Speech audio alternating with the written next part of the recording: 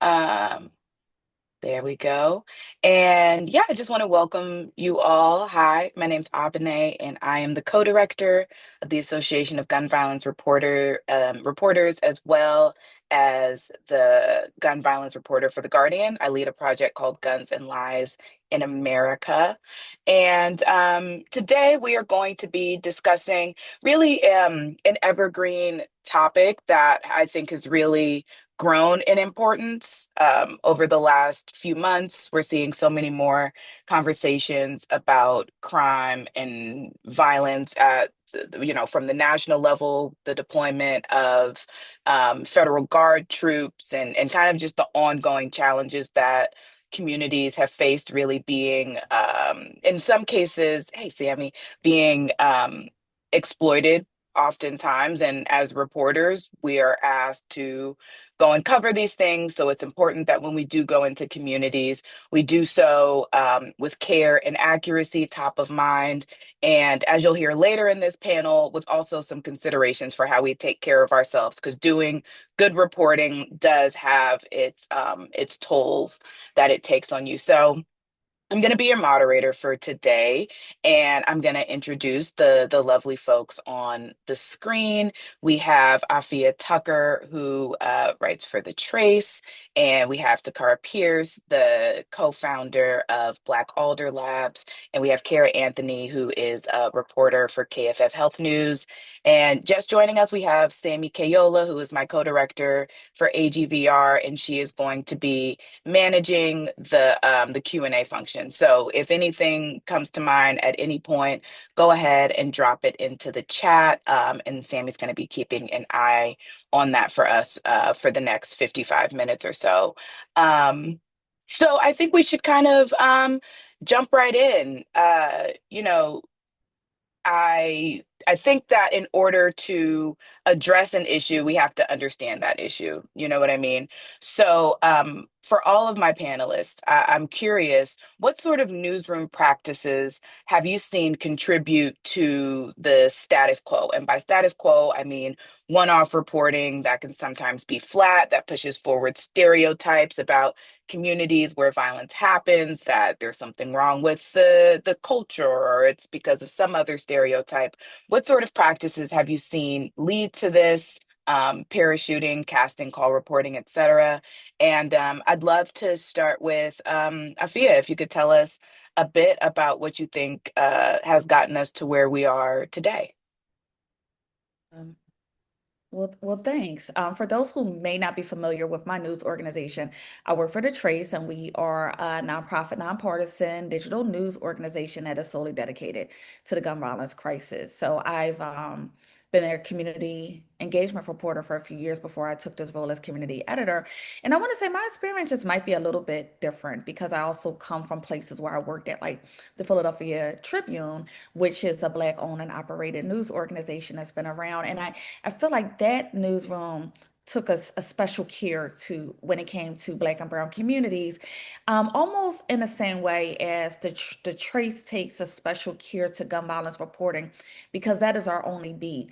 And I think that I'm a little bit fortunate to kind of work in a space where we all kind of have like a mutual understanding about some of the sensitivities that come with gun violence reporting, the care that we should have when we are reporting about people, not just Black and Brown people, but just going to people's spaces and you're having these conversations where it might be the worst day of their lives. Or, I know personally sometimes I used to worry about re-triggering people, right? Mm, As far as like how as we got to this climate, I don't think I have that much to contribute from a personal standpoint about that through my reporting and from the news organizations I work for, because I think it's always been at the top of our mission to debunk myths and stereotypes and not reinforce negative things.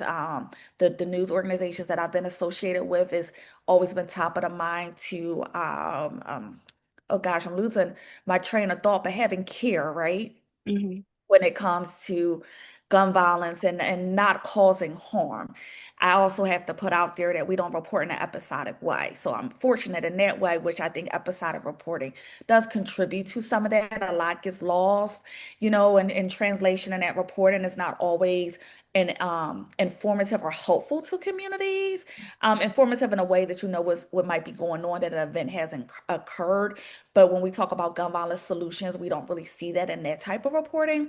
But the type of reporting that I do is it's a little different. I'm really like foot and ears to the street, uplifting community voices, incorporating those voices in my reporting. And I think that's what kind of contributes to our news cycle in a positive way, because Mm-hmm. we don't necessarily just report about the people and the topic, but they are a part of the story. And not to say that we are perfect, but I think that we got a recipe that's working well. It's always room for improvement, but we strive to have a certain level of care when we are reporting, and not um stereotyping, or also having conversations about systemic factors that contribute to gun violence, which I think a lot of times get lost in general news reporting about gun violence. Yeah, absolutely. And Absolutely. I'll throw Thank it to Cara. Yeah, please, Kara. Yeah, I agree with so much of all of what you said, honestly. I think one thing and it's hard when you're working for a daily paper to do some of the reporting like, the reporters on this panel have done, but I think it's really important that editors and newsrooms really listen to the journalists who are out there on the ground and also give them the space to do that. A couple of years ago, a 3-year-old got shot in East St. Louis, was caught in the crossfire.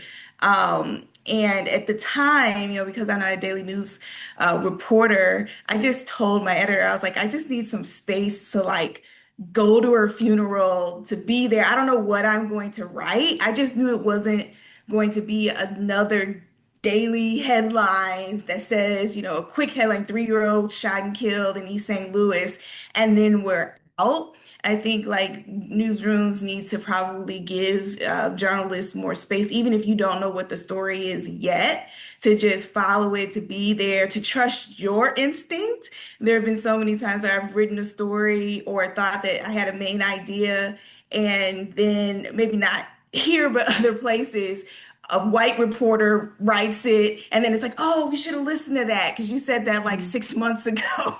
And that always eats me up, right? So I think newsrooms could do a better job of listening, but like just the thing on giving reporters space, I think is really important that we don't do that enough. Is because I went to that little girl's funeral and then I ended up going to her burial, which is where the story was, because she was buried in a cemetery where a lot of kids from gun violence have been laid to Mm. rest in the area. I noticed all around me there were toys on the ground, candy on the ground, and decided to tell that story through the perspective of the grave diggers who really prefer to be called caretakers. But my editor had to, one, trust me, and two, give me the space to do that. And when I said the angle wasn't going to be what people would normally assume we would write, she had to say, okay, it's okay to be different.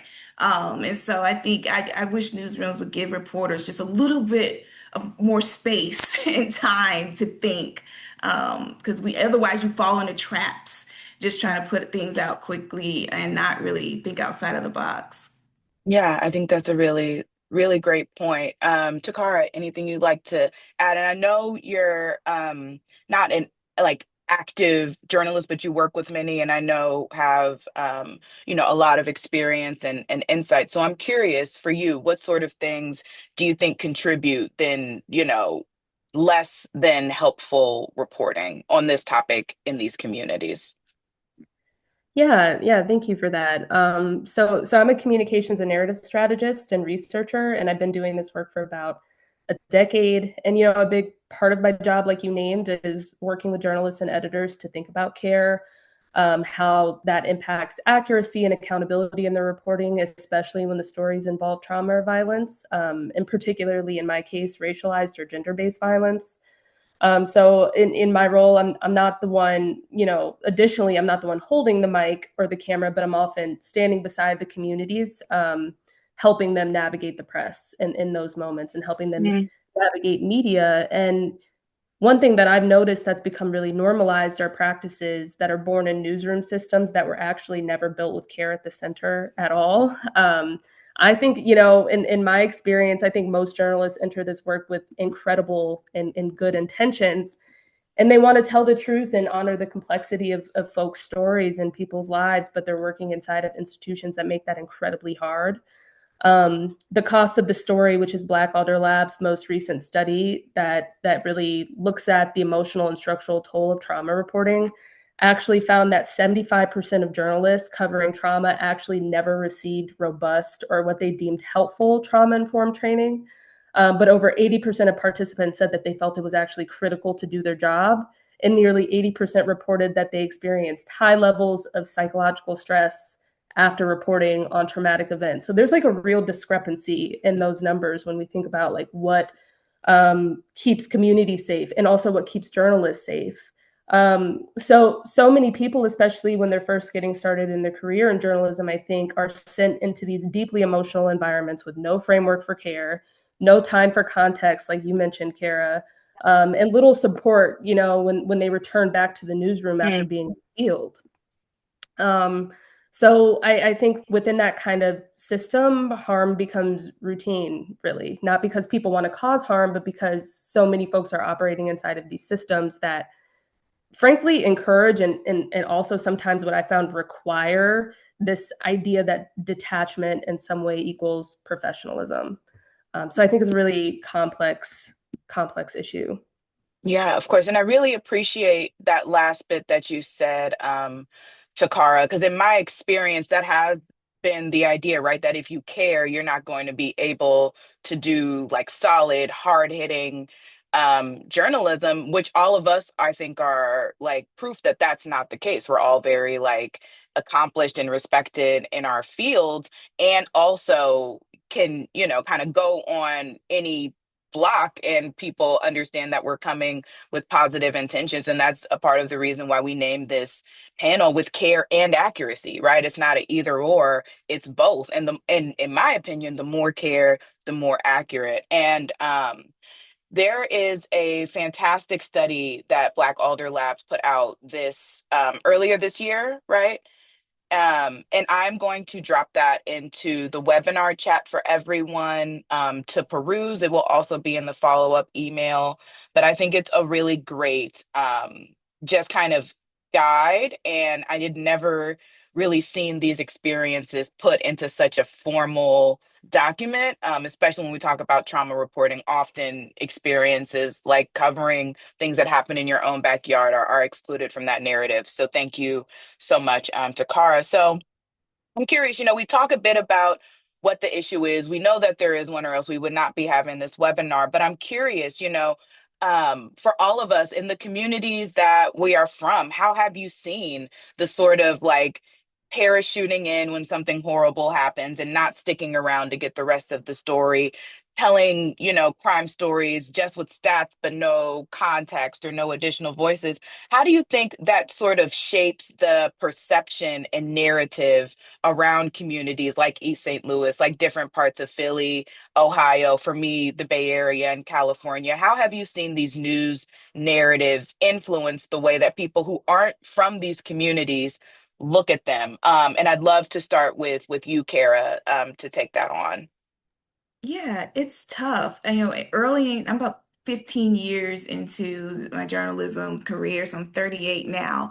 When I first started, I really felt like I could come in with, at that time, a notebook and an ink pen, tell people where I worked, and then, I assumed that they would talk to me. But people are smart and have there's a great understanding of the legacy, unfortunately, of mistrust, of hurt, of the damage that legacy news organizations have done, and they're quite frankly tired. And so now I find myself saying, where I work, but also explaining with a great level of detail why I want to tell your story, Mm, why I want to tell it now. That's something that I didn't necessarily felt like I had to bring to the table or even understood the importance of that early in career.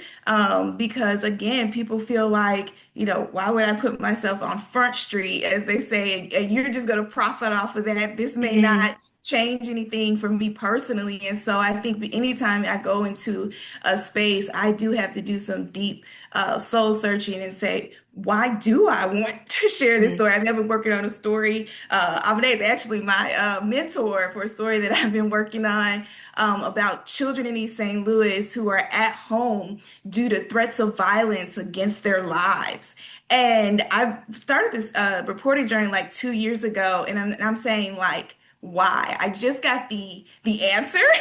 I was talking to a doctor for another story that I think we'll get into, but just quickly, she said, "Look, if you love, I that doctor said I love medicine, so I'm critical of medicine," and I'm mm, like, I love East St. Louis, and so my why on that story is now. I want the kids in East St. Louis to feel like they have access to a fair education. And even if someone is threatening to shoot them or if some is threatening to harm them, and so now I can come in. It took me 2 years to get there on this particular story, but now I can say, I'm not just trying to say, look at this bad thing that's happening to kids in East St. Louis, but I'm telling this story because I love East St. Louis and I want better for the children. And then we can have that conversation. And that's mm. absolutely necessary now, I think, in the space that we're in. Because if you don't have that, people are out. They don't care about the legacy organization or the public media or nonprofit organization that you work for, or how big the byline is, if it's CNN, Mhm. New York Times. Nobody cares. Like, people want their stories told accurately and properly. They want to know that they're giving that story to a storyteller who will respect it and handle it with care, which is what this is all about. So I I hope that. really, yeah, no, and I really appreciate you raising that. Like, the impact is like internal. You know what I'm saying? It's like one, obviously the stereotypes and the way people view these communities have a lot of impacts in different ways, but also their impact on the communities themselves and their relationships with reporters, right? People become hesitant to want to talk to you, right? Like, and if anything, something I've seen to kind of build off of what you said, Cara, is like the sometimes the bigger the legacy news organization, the less people will trust you. You know what Yes. I'm saying? People are just like, oh, I don't care that you're with the Guardian, the New York Times, like y'all have never done right by our community, so why would I give you that story? So it's like, if anything, doing this sort of reporting makes our jobs harder, which isn't something that I had really considered. So thank you. And Afia, I'd love to hear what you have on that. I see you nodding. I'm curious what your thoughts are.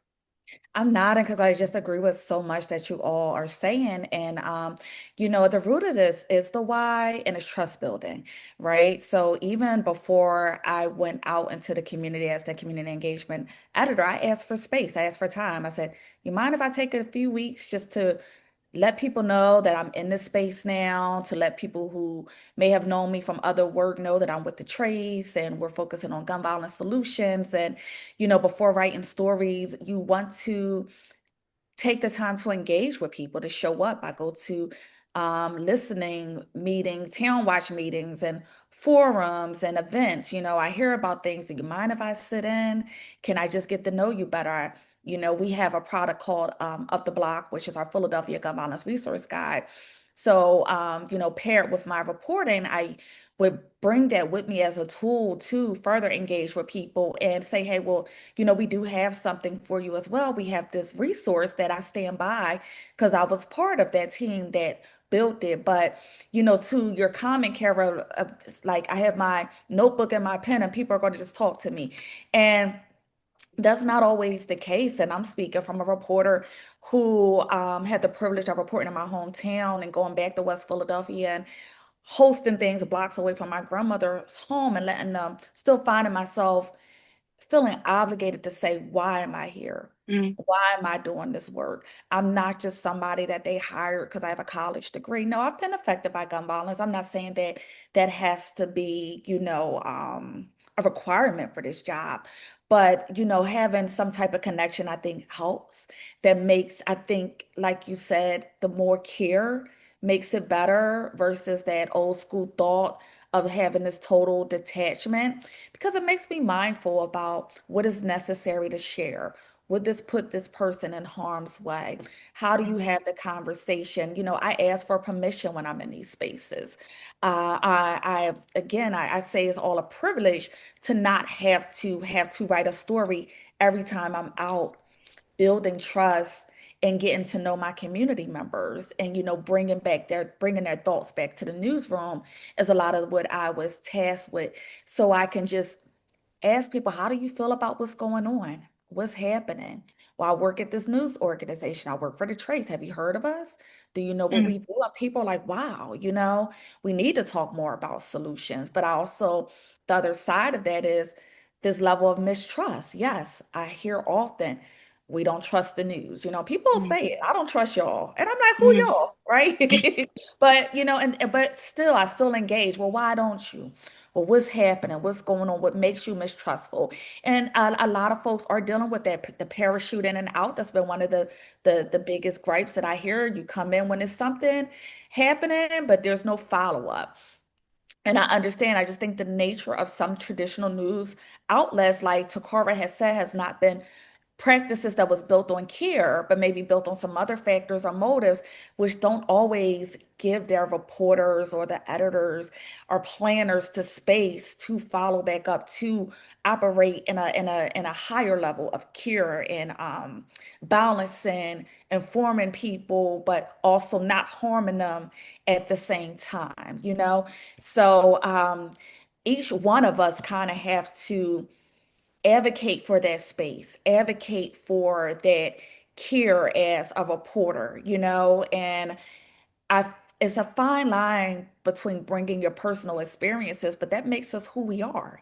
mm, You can mhm. relate to people who lost one of their closest loved ones. I know what it's like running out of a store because somebody pulled out a gun. I happened. I was that person.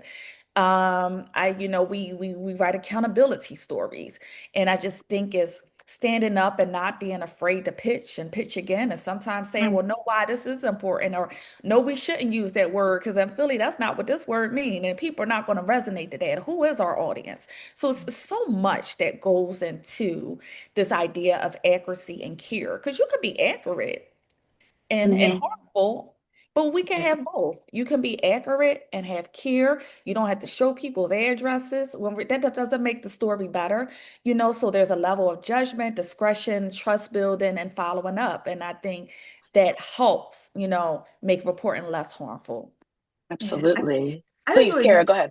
just when she said something so important there, and I hope people caught it. What so much of what Afia was talking about, it had nothing to do with the fact of that she was we are Black journalists, okay? I think a lot of times there's an unfair assumption that I have easy access when the community is dealing with tragedy, and I can go in and move in an easier way, or I don't think about things as much, and I can just make it happen because I'm also a Black woman. And many times people still don't care about that. Like my Straight up. regional ties and understanding of the city and like time, in the space. I've been working out at East St. Louis now for the last 8, 9 years. That actually matters more. So I hope, I don't want anybody to think that this comes with ease just because you're also a Black journalist or a journalist of color, and that all of a sudden we have the keys. It's like we have to earn those keys. And if anything, people are more critical of what we write, which is why I've been going back and forth so much about the story about East St. Louis, because we talked about this before in preparation. It's like people come to me, oh, you're going to do us like that? I thought you loved me. But it goes back to the thing we were talking about earlier. It's like, well, if I love you, I can be critical of you. But I just think that's an important note to make. It's like having that institutional knowledge, studying. There's so much that you have to do on and off the court, just to use a basketball analogy there. So I hope this is helping some folks. Yeah, no, that was super helpful. And for all of our attendees, I just dropped a link to Kara's fantastic story about the caretakers that she mentioned. So please get into that. And Takara, I'm curious for you from this like sort of narrative and like communication strategy lens, what have the people that you deal with who have to interface with reporters, what have they told you about their experiences? What sort of reactions do you get from people when it is time to be like, hey, maybe we should talk to some reporters and see how we can get your story out there better? How do people kind of like respond to that in your experience? Yeah, yeah. And what I hear time and time again is not, it really echoes what Afea and Cara have already said. It's not a disdain or a hatred for journalists. It's just an exhaustion and a distrust, like they named. People remember being misquoted, re-traumatized, left with no follow-up. We had a participant actually in our study name that they lost their job and had to move from their home due to the way that a story was reported. Mm, And this was a seemingly well-intentioned reporter who was actually from their community, but the structures inside of their newsroom and the editing process kind of left the community really confused, frankly, left the reporter really confused. And it was just a hurtful, situation that I've seen just happen time and time again. And I think a lot of folks also know that many journalists, especially inside of these larger mainstream news organizations, many of them as individuals mean well, but they're working inside of these systems that make care and taking their time and slowing down that thoughtfulness almost impossible in moments. And communities do, in fact, want to engage with journalists. They want their stories told because they know that that's how you rally and mobilize the community to confront the harm that they've experienced, which we all know, right? Something really interesting also that emerged from our data that I also see in my work on a really regular basis, and I try to advocate on behalf of the community for and the folks that I'm representing. Participants in some of our focus groups shared how the trauma is really deepened. In particular, this came up time and time again. It was a highlight data point that the trauma is really deepened after the journalists disappear, after the story was reported on, the interview was conducted, and journalists disappear, after mm, the story goes live, how they were not available for questions, for explanations, for corrections, how they sort of just like opened themselves up and poured everything out. And now this person has really just sort of disappeared. mm, We had a participant say, there was a quote that has kind of stuck out to me, since conducting the study that said, my trauma was turned into content and my humanity was left out of the headline.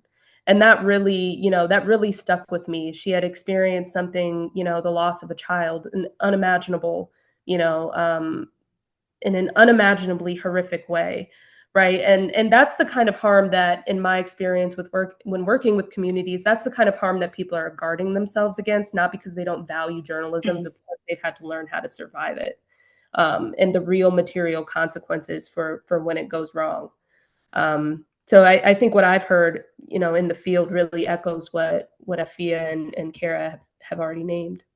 Yeah, thank you. That is, I mean, just such a good reminder. And I've seen Sammy do this presentation a couple of times about trauma journalism and the importance of letting your folks know, like after you interview them, like, hey, this is what to expect. Like I make it a habit, especially if I interview someone who's had a traumatic loss, like afterwards, I'm just like, hey, so this is what is going to happen before we publish. I'm going to call you back. We are going to go through these things to make sure I have everything right. And it's not to like mine your story for more, but it's to make sure that when you read it, it's accurate to what you've said to me, right? To what you've trusted me with. Because people, especially if you're doing this sort of work, they're going to tell you about the worst thing that's ever happened to them. You know what I'm saying? And I think it's really important to treat it with care and respect, even though sometimes there may be like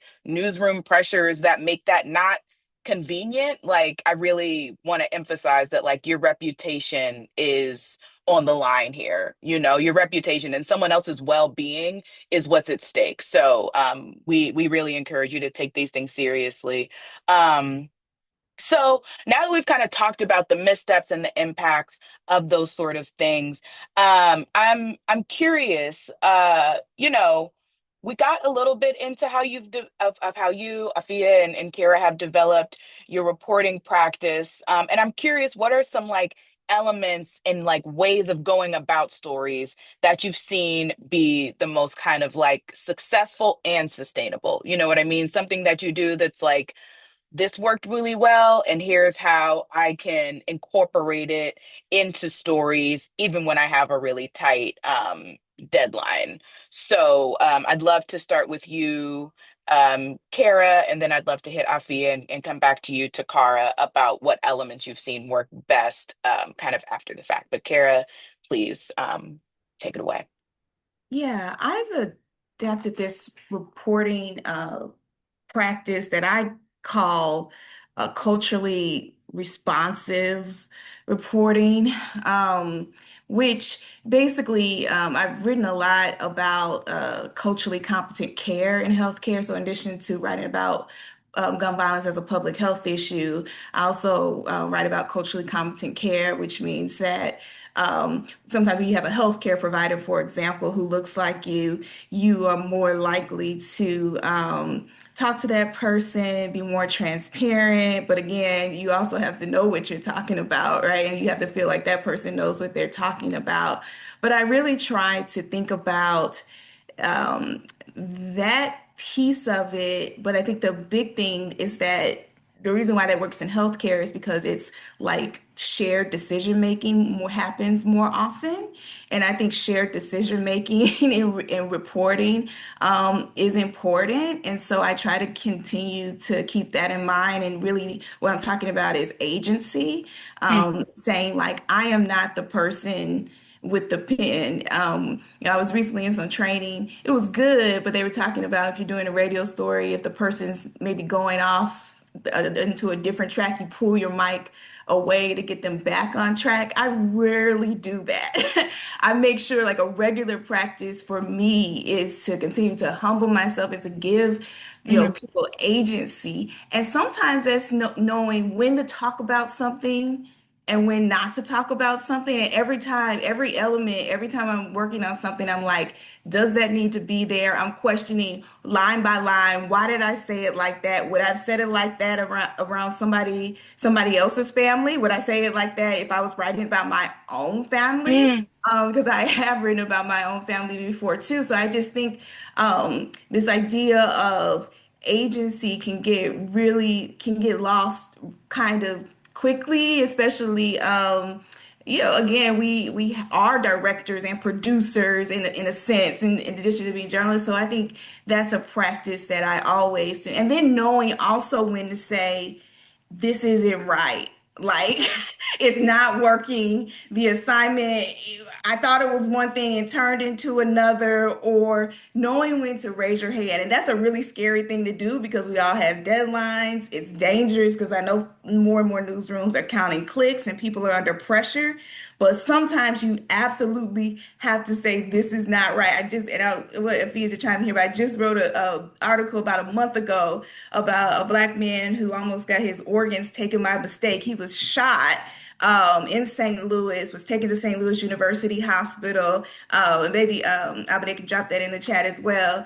And a doctor came in and said, you know what? This young man has a chance of life. We can't do him like we can't be an autopilot. We have to wake up. They literally removed him from the operating table and said, let's work on him some more. And he lives and he is doing well 6 years later.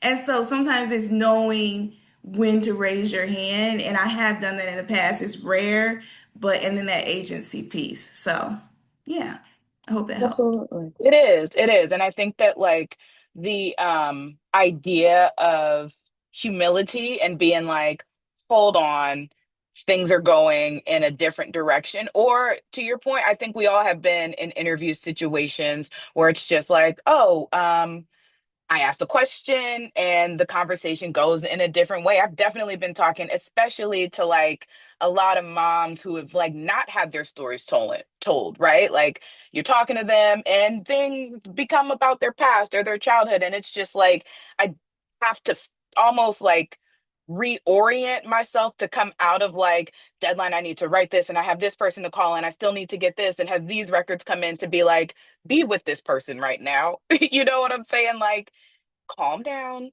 be with this person. If all of this doesn't make it in, let them know, hey, it was really helpful context and it helped me understand you a little better and informed the way I wrote this. But the idea of like pulling your microphone back while someone's telling you about like a deceased loved one feels a little banana nut muffins, to use a technical term. So Afia, I'd love to get your take as well. What sort of elements do you think make, are important when you're writing and when you're reporting, to make sure that stories that you write don't push forward these sort of harmful things that we've been talking about?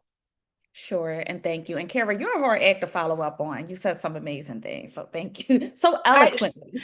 being her mentor, I'm just like, how am I doing mentorship for someone who is such like an amazing reporter, but grateful to be in her presence, regardless. Sorry, Afia, please go ahead. No, it's fine. Likewise, all of you. You said a lot. You said a few things that really hit home, and I really want to hold on to that like autopilot thought, right? Um, I really make mental space and time to prepare myself to go on a journey with a person. That's how I kind of prepare myself for the interview, because we're talking about stories, personal stories about trauma and gun violence, and people are going to bring up emotional things. They're going to talk about memories. They're going to talk about their past. It might with some call go off the rail, but you have to have an understanding that yes, we're talking about gun violence. With me working at a news organization, our whole beat is gun violence. Every story is different and unique in its own way. And that whole piece of having humility. And like I said, I know that I'm about to go on a journey with someone. They're Mm. going to tell me things that I haven't known. And sometimes it might work out better when they do drift off.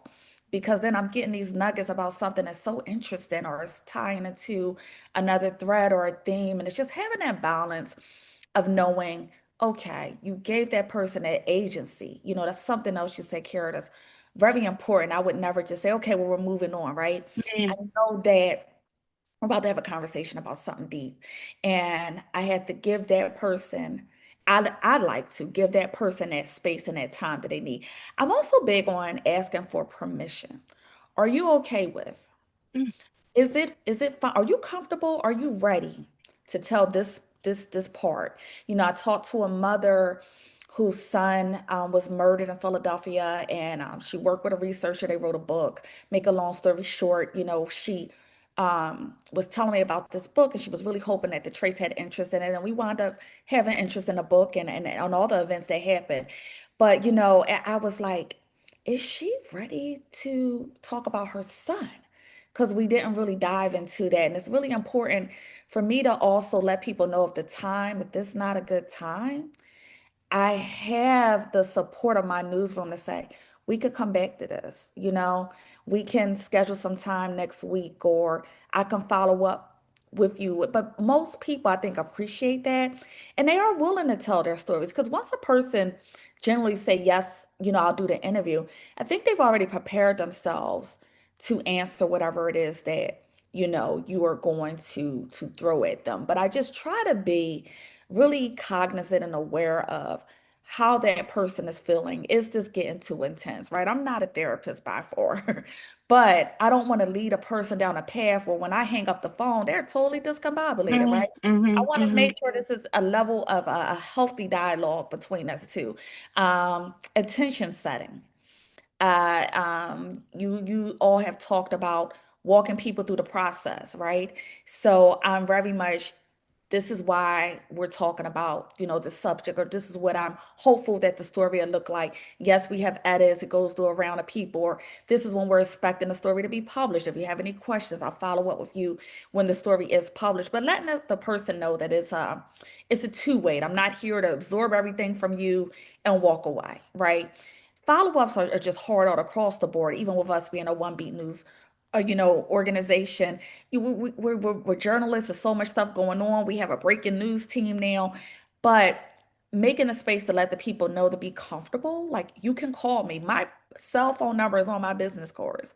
That was my personal cell phone for years. I finally, separated the lines between what they say state and city or however that thing go, Mhm. but just saying goes. But that was my phone. My mom called that line. That was the same number I was given to people in the community.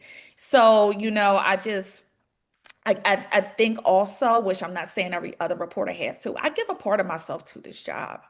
Take a lot of it back with me, but I give just as much. And my process is really, really being intentional about letting people know kind of what to expect. And there is some level of uncertainty because Mhm. we answer to people. I'm not at the top of the news organization. So I write a story, it goes through copy edits and top edits. But I stand by my team. And I think at the end of the day, that collaboration across the news organization, we do our best not to cause harm and to tell the most critical and important parts of a story when it comes to gun violence and gun violence solutions. And I think that's what really helps me is that I know in the back of the mind, my mission and my goal and what we stand for is solutions. So we're not just Mm. writing somebody was shot or somebody was hurt. But you asked a question earlier, and I'm gonna try to be as short as possible about, how reporting shapes perception. And I have friends who say, some reporting make Philly seem so scary, but I live here Mhm. and it doesn't happen here. Or I live here and reporters don't report about everything that happens here. And we have a tough job. It's not pointing the fingers at the Action News or folks who are privileged to write longer form stories, but is finding that meat in the middle. And I think if I said it earlier, if the foundation is trust, then you go from there, right? Because we're all humans. We're not always going to get it right. But if people know we're striving to get it right, I think that's what's going to make a difference. Absolutely. Thank you. And Takara, I'm curious for you, like, as someone who I think reads these stories, and works with the people who are often asked to tell their stories, what sort of elements have you seen in stories that are like, oh, okay, this person got it right? Or like, okay, this is somebody who I can see myself going back to and trusting with future clients. Yeah, yeah, definitely. I can answer this quickly in sort of a threefold kind of Mm. way. So, in the cost of the story, the participants who were community members directly impacted by violence, they themselves described stories that felt really ethical and humanizing. So I'll center that in this specific answer here. They said that those stories were the ones that gave space for grief and agency to be able to, like they named, say yes, say no. I don't want to talk about that. Maybe next week, give me a call, but I can't talk about that right now. The stories that named systems and not stereotypes. And what really rose to the surface what really rose to the surface, I think, was reporting and interviewing practices that didn't hyper individualize the issues, but Mm. acknowledge the systems that actually led them there to that moment of violence. And also, the stories that don't sanitize emotion, but also didn't sensationalize it, just like a really harmonious way to talk about what they're feeling, what they're experiencing, but in a way that didn't, yeah, sensationalize their trauma. And what I think personally and hope for people that I'm in community with and supporting in those moments, it's that the storytelling is grounded in consent, like Afea named earlier, in historical context and in care in the aftermath also of the reporting. And for me, when I'm talking to reporters on behalf of people I'm in community with, it's something I often say. It's like, yeah, this story can't be treated like a one day event because Mm. the communities are living through gun violence or any sort of violence. Really, there is no after the story. And sort of anecdotally, what I've seen when this is the foundation is that, I mean, what we all know, right? Like journalists tell richer, more accurate stories. They experience less burnout, but also communities feel really respected and seen and valued. And I think that in those moments, I've seen that like cycle of mistrust really begin to heal and reporters come back and bring new folks into the field and into the fold. Um, so yeah, I'll leave it there. No, I think that was fantastic. And what I really want to emphasize, I feel like in conversations like this that I have with folks, people will come up after and be like, okay, but how do I do that on deadline? And I'm like, it's completely possible to come in, like mindset is not dependent on time all the time, right? You may not have the time and space to write out everything super flowery, but the intentions that you move with can be reflected in a daily news story. A quick example, and we're going to get to a Q&A. Like I was assigned a story about writings on, bullet casing, on shell casings and on weapons used by like high profile shooters. Now I could have written that story and just found someone who, a counterterrorism guy and kind of been like, okay, this is what's happening. But I mentioned the Tops Buffalo shooting, and I remembered that I had spoken to a Buffalo-based attorney who's representing some folks from there, and I was like, wow, like I would hate for someone who lost a loved one or was injured in that shooting to read this and just see like, oh yeah, this also happened at Tops where like, this thing happened. And I was like, maybe it's worth adding a bit of a human element to this story. Again, not sacrificing accuracy, but I called the attorney up. She's a Black woman who lives in Buffalo, cares a lot about her community, was doing like car accident attorney work before doing this. And I just asked her, like, what do you think about this? Found out that she had to learn a bunch about like terrorism, saw herself being called all kind of slurs and like 4chan and was, just exposed to horrible things. And I think that added a human element to a story that like four other publications had also ran something on that day. And I was under deadline, right? I had to get it done. But I came in thinking like, wow, there is somebody who was impacted by this. And like, let me remind myself and the rest of everyone that they're like real people behind this. And I was really proud of that, to do it like, so it is very possible to do it quickly, to do it accurately with the same humility and care that we've talked about here. So, so we got a question. Amazing. If there are any more, please do drop them in the Q&A function. Adam Reyes asks, I work for a statewide news org, and I want to highlight shared impacts, traumas of mass shootings that go unexamined beyond initial coverage across multiple communities. I think there's value in showing the shared systemic issues that cause these shootings in cities that are hours apart and giving these communities the opportunity to see that they are not alone, but I'm unsure of how to do that without making each community feel like I'm parachuting into them before moving to the next. Any advice for communicating my goals as I approach these communities that are very similar in some ways and very different in others? That is a really excellent question. And Cara, I'd love to get your take on that. It sounds like they're asking how they can cover places that are different geographically without giving parachute energy. Yeah, no, this is a really good question. And almost you kind of answered your own question, Adam, because the care that you put into this question is exactly, and the transparency here is exactly what I would come into each city saying, I don't know. I'm not from here. I don't Mhm. want to do any harm, right?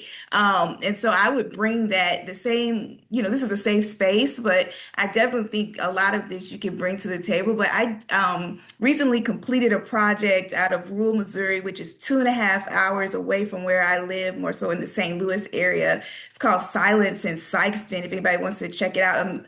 The first lynching that was ever investigated by the FBI happened in Sikeston, Missouri. People think it happened in Wow. the Deep South, but it didn't. It was Missouri. And then I connected that to modern day police brutality. But I am not from Sikeston. And I had this exact fear. So I like understand what you're saying. So and all of us have this thing. We've all gone into a different community and tried to like do our best. Here's the thing that has helped me, and I like to tell to other people is identifying a guide who isn't parachuting in and out, who you can build that long-term relationship, or even a reporting partner.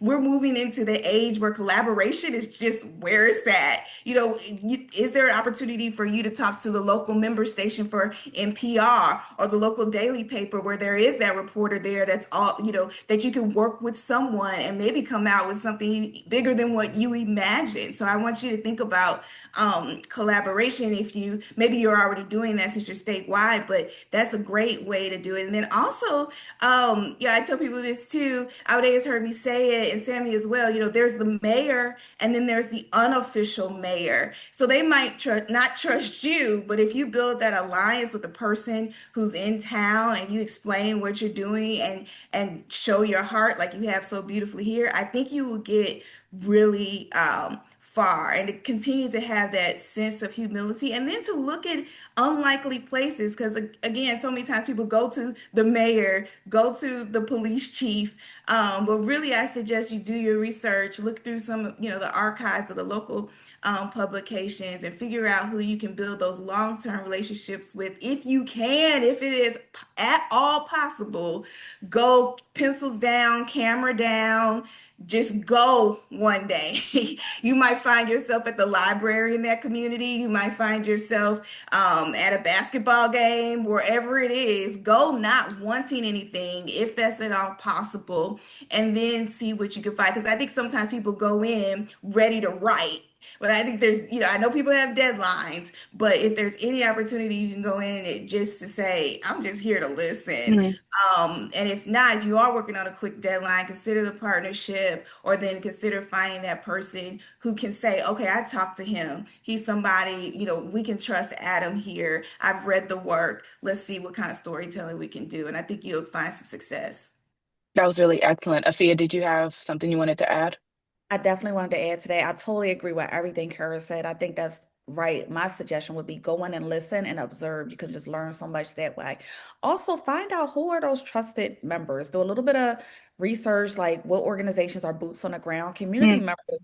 I mean, I know some people, they will connect me to anybody from the mayor to a doctor to the lady down the street. They'll tell me what happened on Broad Street, which is one of our major streets. But I mean, community people, once you let them know why you're there, what you want to do, you're not from there, go and being yourself.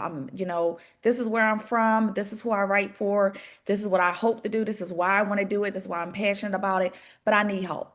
Who are the players? And you don't have to use that word players, but who are the folks out here really doing the work? Who works with the youth?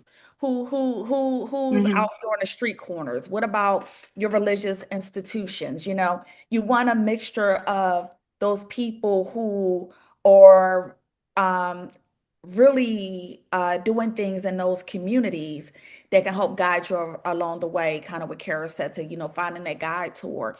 And that tour can be the 80-year-old block captain, and one of Mhm. those neighborhoods who can connect you to any person across, the city or the state, possibly, depending, but you'd be surprised. And there's a lot of people that want to help and want to be a part of a good cause. But I would just show up as myself and listen first, and then find out who can you partner with. If not a news organization, I think that's a wonderful idea. But those advocacy groups, is you want to, introduce yourself to those people too. Absolutely. No, that's super helpful. And also, Adam, the fact that you're asking this question, I think shows that like you are on your way to doing a good job with this. So we have another question in here from Mark Roth, who is one of our AGVR members. Hey, Mark. All over the country, local TV news stations follow a formula that's the opposite of what we're advocating for. How do you break the stranglehold of that litany of gunshot incidents? And are there any TV outlets that have demonstrated a better way? So a bit of a two-parter there. How do you break the stranglehold of the litany of gunshot incidents? And it sounds like we mean that kind of like person shot on X block, now for the weather type of vibe. And Takara, sorry to put you on blast here, but I'm curious if you have any thoughts on like how TV news outlets can sort of change up the ways that they approach these incidents. It sounds like the episodic sort of shooting coverage is something we all see as problematic, but how do we kind of counter that? I'm curious for your thoughts. Yeah, I mean, I can think about this from a really like bird's eye level, and then I can also Hmm. try to think about like what are some like small steps, because I think we all know like the big systemic overhaul requires quite a bit and quite a bit of time and thoughtfulness. But I think that's a really real question, and it's one that we wrestle with in the cost of the story, because local TV news especially is built on this rhythm around speed and spectacle and repetition, frankly. And most reporters in that system aren't trying to sensationalize. They're working inside of, like we've named several times now, those structures that really leave no space for um, context, care, or follow up, really. And I think, bird's eye, I think part of that starts with, to break the cycle, slowing down and reframing what counts as news. It means looking beyond the incident to the conditions that made that incident possible, the policy, the disinvestment, the grief that keeps circling back to these communities. I think even in broadcast, you can carve out space for short community vignettes or follow-up interviews months later, right? Partnerships with local healers, organizers who are speaking to community recovery and community repair and healing, right? And one thing that I work on, just in my day-to-day life and my day-to-day work, and something that the report also recommends, are pre-assignment briefings, post-assignment decompression, embedding community advisors or liaisons into newsroom workflows. And those are changes that you can advocate for, that don't require huge budgets. They don't require this massive overhaul or shift in values. And there are outlets who are experimenting with this, stations that have replaced the crime of the day segments with like ongoing coverage of prevention and healing work, or that train anchors in trauma-informed reporting. There's a few really good case studies on here that I can share after the fact. And when I think about this too, I don't think that the goal is to swap out one formula for another. It's really to realign coverage with care, and to treat stories about violence as a part of a living ecosystem, not just this daily count, this daily tally of violence. And I think when journalists do that, the work does become a lot more truthful, and the audience and the community really begins to trust again. So like more practically, what are a couple of things? So you can follow up, you can send a link, a check-in, thank them for participating. It takes 5 minutes, but it's one of those things that really rebuilds trust that's been broken for generations in this country in particular. Name systems, not just scenes. You, instead of saying like, for instance, the violence erupted, name the forces that shape the conditions in the first place, like poverty, policy, and neglect.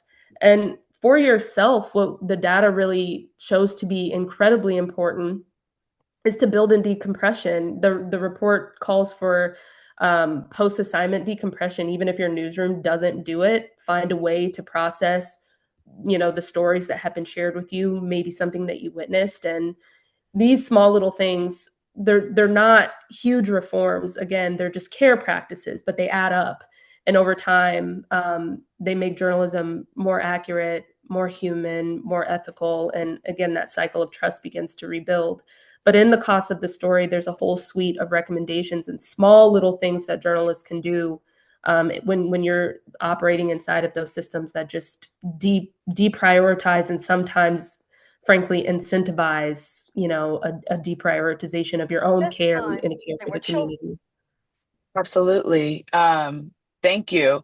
So and as I was like thinking about your question, Mark, I think I've seen no specific newsroom names come to mind, but once in a while I will come across a segment. Well, actually, I do have one. I have a friend who works in DC, and he did a story about the National Guard deployment that very could have easily been about, and I think he's like at WUSA. I may be spreading misinformation there, but it was a station in DC, and he was assigned to write about like, National Guard is coming to these communities and crime and this, that, and the third.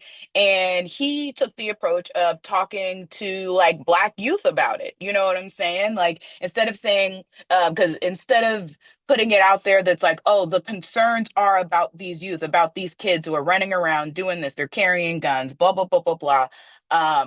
He took it to them and was like, how do you feel? Like, do you feel safe? What are your thoughts on this? And I think that that is incredibly helpful. There will be a follow-up email that if we have more examples, we'll push those out to you. But I think that the things Takara listed are incredibly helpful, especially because, like she said, like a huge overhaul and complete change in practice is going to be hard, right? But doing like sort of things one by one, changing your own personal headspace, I think could have a lot of potential. And to that point, we are at AGVR trying to get more like TV news folks into the midst, because when things are hitting the fan, I still turn on, right, TV news. It's still such an important way that people get information, that there are certainly some conversations that need to be had. And I know we're a smidge over time, but I did want to close it out getting everyone's thoughts on kind of one last thing.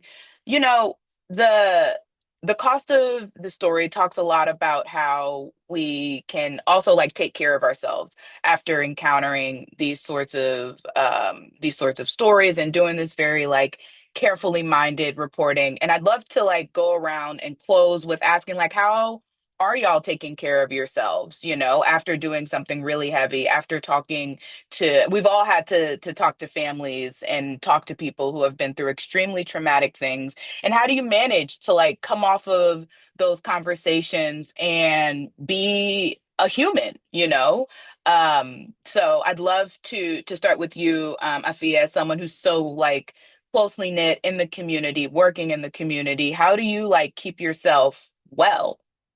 Oh, wow. Thanks for asking. You know, I'm thankful to have uh, a mother who's willing to listen, but I try not to cause her harm because she's been through a lot when it comes to losing, people she loved, her closest relatives to gun violence. Yeah, I take her to events and she cries sometimes, but I can lean on her, but so much. I became a bit of a spy girl lately. But I think what's working best for me too is total detachment sometimes. The weekends I have to talk about agency again, Cara. I have to take agency of my own space and time. And the weekends is when I'm kind of allowed to do that. But because people know what I do in a community, sometimes work still just follow me. Like I said, it's a part of who I am now. But I do create intentional barriers, whether it's I got my own personal phone. I cut the other one off. I, please forgive me. I do not watch the news all weekend long. I have to take a break from the 100%. local coverage till it's time for me to get mentally all the way back in, whether that be Saturday.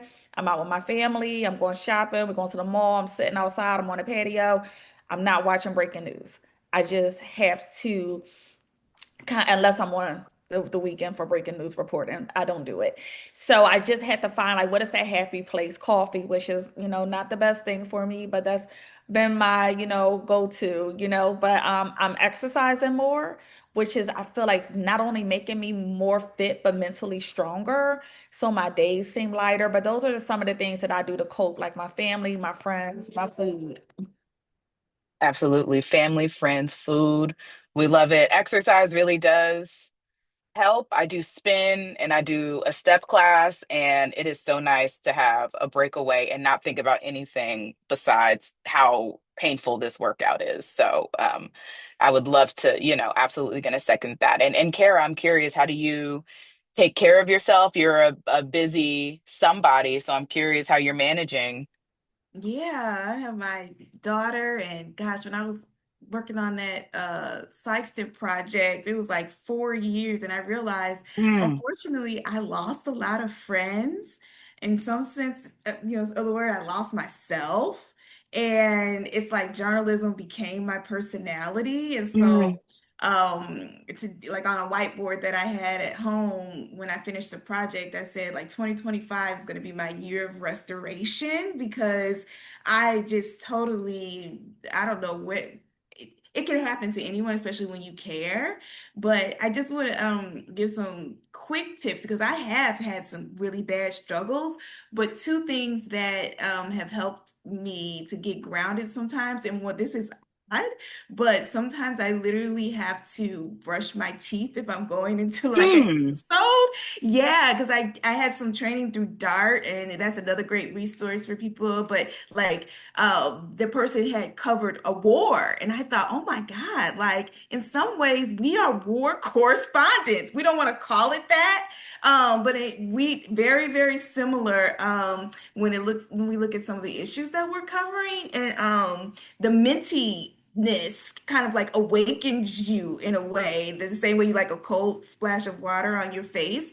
And also he gave a tip of like holding something that was extremely hot if you feel like you're in some kind of deep trouble and you're alone, or holding something that is extremely cold can just kind of like wake your body, or like a cold shower quickly. Sometimes I have to find these strategies when I feel like I'm spiraling after a story or even before going into something, and admitting that that has happened. My hair fell Mhm. out on this side, so Mhm. like figuring out how to do little things for you. So moisturizing my hair more. I just said stop. I was ashy for like 4 years because I just wasn't taking care at all. So I think, I just hope people do that. If those little tips help, just find, community, and don't lose yourself in the job because you matter too.